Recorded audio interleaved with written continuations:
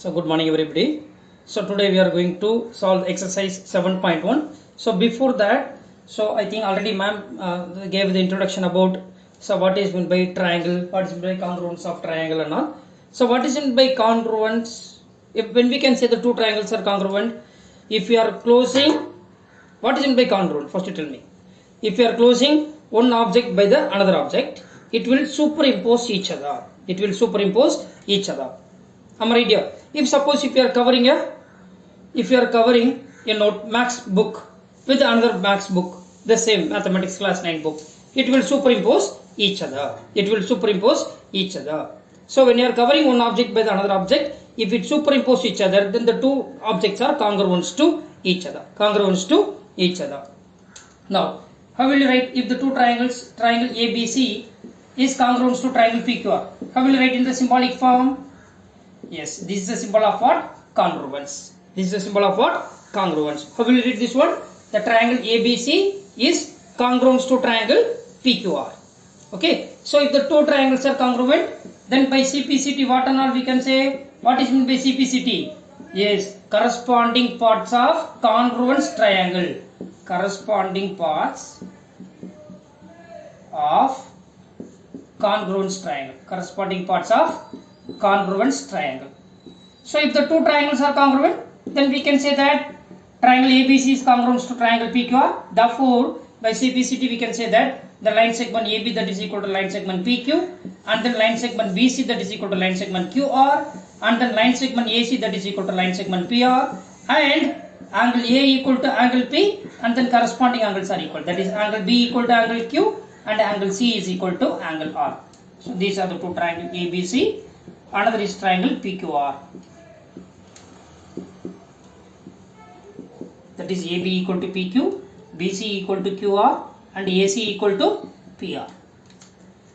As well as angle A equal to angle P, angle B equal to angle Q, and then angle C is equal to angle R. Am I right here?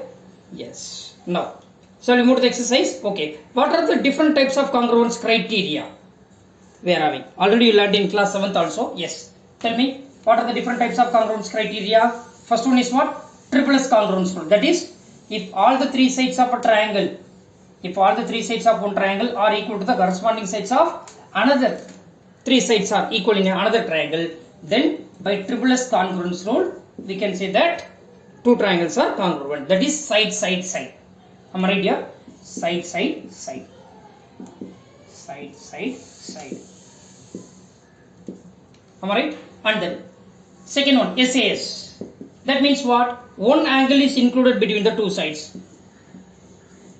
This is angle included between the two sides. One angle is included between the two sides. In one triangle, one angle is included between the two sides are equal to the corresponding angle between the included between the other two sides of a triangle are equal, then it is called as what? SAS. It is called as what? SAS. And the third one is ASA. ASA. That means one side is included between two angles. That is one side. This is side included between two angles. This is a side included between two angles. That is called as what? ASA congruence rule. So ASA congruence rule. Otherwise, you can say that AAS. AAS or SAA. You can say that SAA. Am I right here? And then fourth one is what? Right angle hypotenuse and one side of a triangle. That means one angle should be right angle, and then hypotenuse should be equal, and any one of the side are equal. Are you getting here? That right angle, one angle should be right angle, and then hypotenuse should be equal, and any other side of a triangle is equal to the another triangle. Then it is called as what? RHS congruence rule. RHS congruence rule. Okay. Now come to the exercise now. 7.1 I think so.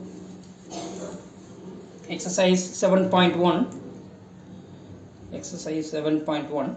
Look at the first question. It is given that in a quadrilateral ABCD. Exercise 7.1 dear. It is quadrilateral ABCD. It is given. It is A, It's B, C, D.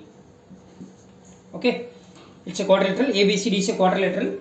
It is given, and then AC equal to AD. Where is AC? AC is here, and then AD is here. Fine. And AB bisects angle A. AB bisects angle A means what? The line segment AB bisects this angle into two equal half. That AB bisects angle A. This is the line segment AB bisects this angle. Which angle? A angle. So bisects means what? It divides into two equal half. That is, it is given that AB bisects angle A. Therefore, you can conclude that angle CAB equal to angle DAB. That is, if it is 120 degree, then each angle equal to 60 degree, 60 degree. Bisect means nothing but it divides into two equal half. It divides into two equal half. Am I right here? Yes. And then after that, what or not is given? Nothing is given. After that, you have to prove that. What can you say that? So the triangle ABC, to prove triangle ABC is congruent to triangle ABD. This is what we have to prove. Okay. Now first you consider a triangle. In triangle, these are all given here. Given in triangle ABC and triangle ABD. First you consider these two triangles like ABC. I am taking ABC. Another one is ABD. Another one is what? ABD. Okay.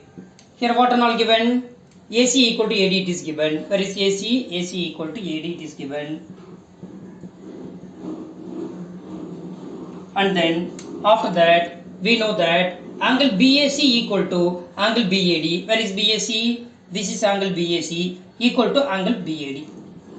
Angle BAC equal to angle BAD it is given.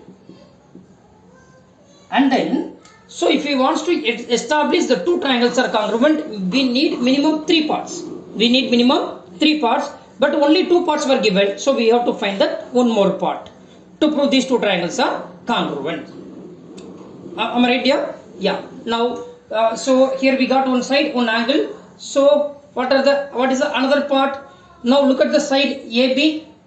Here AB. In both the triangles, the side AB is common. The side AB is what? Common. AB equal to AB, common side. AB equal to AB, that is common side. Now by which congruence rule these two triangles are congruent? By SAS. Very nice. By SAS. So SAS congruence rule, triangle ABC is congruent to triangle ABD. So this is what we are going to prove. Here we proved here. Triangle ABC is congruent to triangle ABD. This is a question for us to prove. Here we proved here. After that, you have to, what can you say about BC equal to BD? Where is BC? BC is here, BD is here. Yeah. By CPCT we can say that BC equal to BD. BC equal to BD. What is meant by CPCT? Tell me dear. Yes. Corresponding parts of congruence triangle. Corresponding parts of congruence triangle. Am I right? Yes. So in the next video we will discuss the solution for the second question. Thank you everybody. Thank you.